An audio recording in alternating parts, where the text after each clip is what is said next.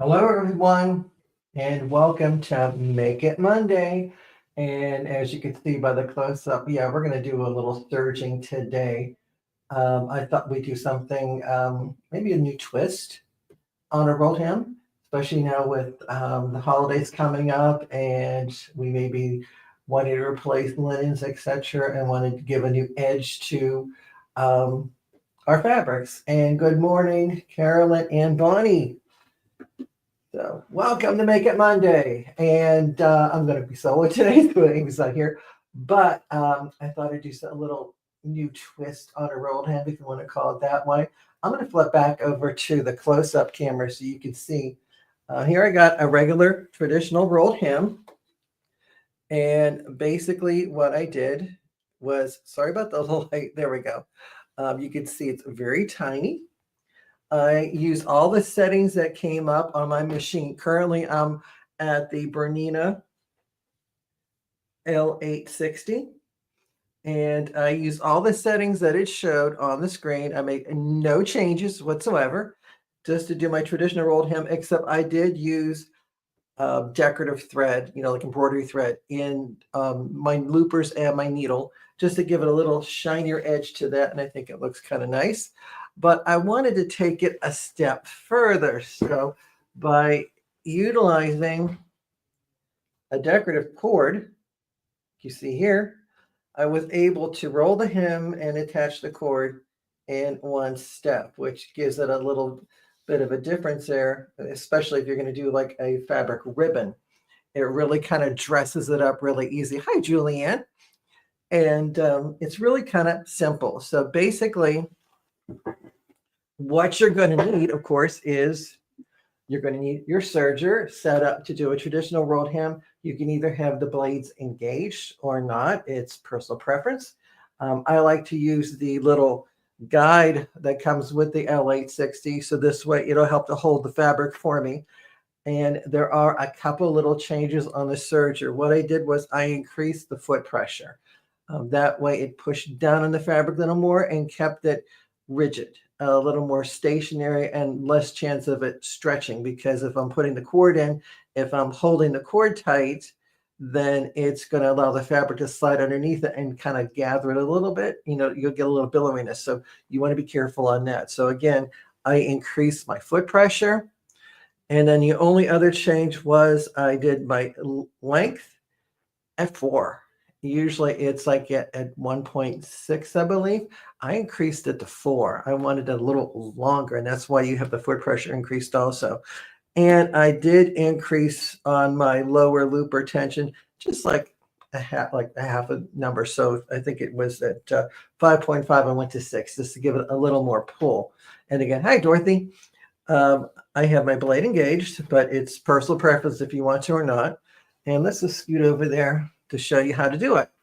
So basically, I have my fabric.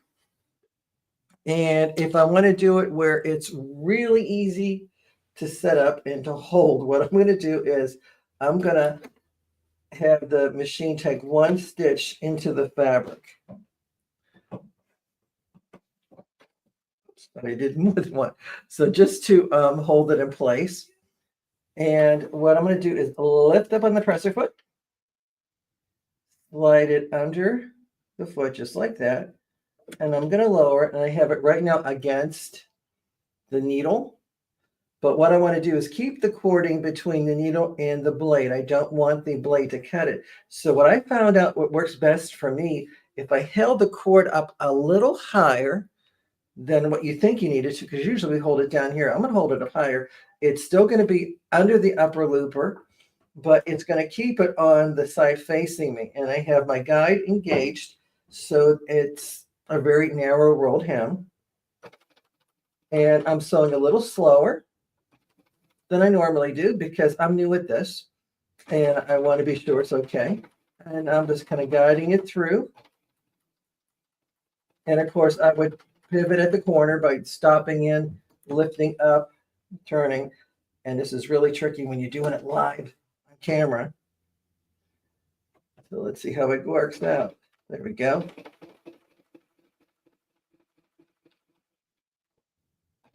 Normally I would start this in the center of a side, and then I would continue around that way. I can easily hide my starting and stopping points. But there you can see, I will have a nice little decorative corded rolled hem. I think I'm going to switch over to the other overhead camera so we can get a better view here in brighter light. There you go. So there is my corded rolled hem. And again, here is my traditional rolled hem. And again, I have a decorative thread or a machine embroidery thread in my upper, lower, and needle. So all three have decorative thread that kind of match the fabric. In this case, I went with the holly. If I wanted it to be totally invisible in a way, I would have gone with a darker background. I left all those threads the same, except I changed my upper looper thread to white. If I wanted a very transparent look, I probably would have gone clear. And as you can see here is my corded version,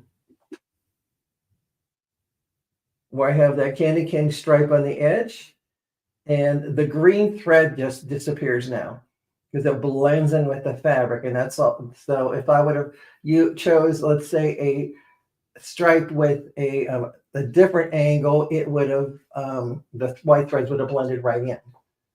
Okay. And you want to see the back too? Gosh. Okay, Terry, just for you. There's the back side. Not too bad, huh? What happens was the fabric was still rolled under like a traditional rolled hem, but the only difference is because I have the cord laid more to the top, it's right on the top. If I held it more maybe to the side, it would have been right on the very edge. But the thing is that you wouldn't see it as much. So I wanted it to really stand out. And I thought it'd be a nice kind of decorative finish for like the holidays, make it a little more festive, like Carolyn said. I could have maybe chosen a metallic gold. And then I would, if I did that, again, I would have the lower looper and the needle match my fabric. And then I would have gone with a metallic thread that matched the cord. And that way it would have blended right in. And it would look like it was just like hovering along the edge. And I would have maybe taken a little extra breath when I did my corner, but still my corner didn't turn out too bad considering it was live and I wasn't planning on doing one, but it worked out fine. Again, I would normally start in the side of my napkin or whatever I'm making, go along, do my corners, come all the way around to the ends, and then I would worry about securing them when I get to that edge. Probably doing, pulling maybe 1 or 2 stitches into the originals and then clipping the threads, pulling them all to the back side, and maybe taking a needle and just kind of working them into the rolled hem so that it's all concealed and you would notice it. And it gives kind of a nice different look to a traditional rolled hem that you might have seen. And of course, if you do it on a narrow strip, like I did with my 1.5 inch piece, I can make myself some really festive looking ribbons.